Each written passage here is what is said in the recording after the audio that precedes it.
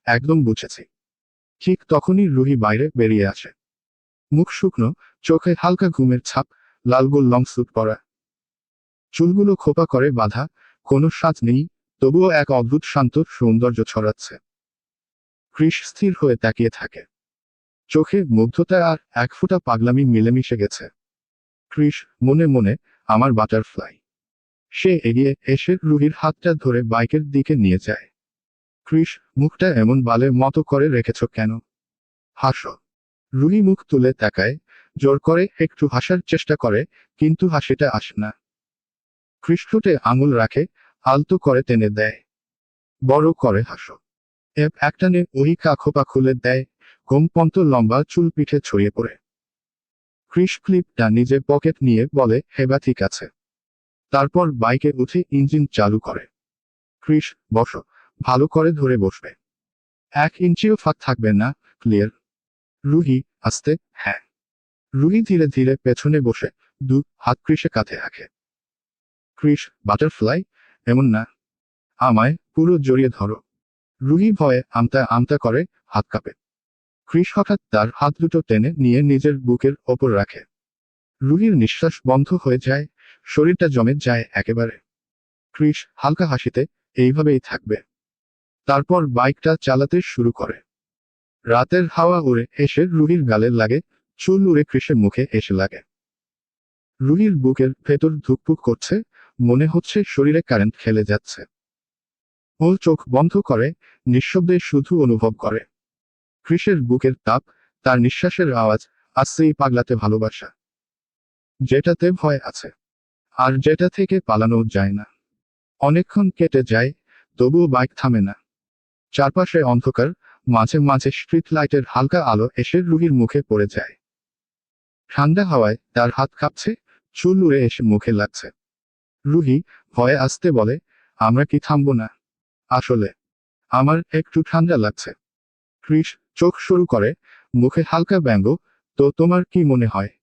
তোমার ঠান্ডা লাগছে বলে আমি এখন হিরোর মতো আমার জ্যাকেট খুলে তোমাকে পরিয়ে দেব? রুহি তাড়াতাড়ি, এই না না, আমি তেমন কিছু বলিনি। কৃষ হালকা হেসে বলে, আইসক্রিম খাবে?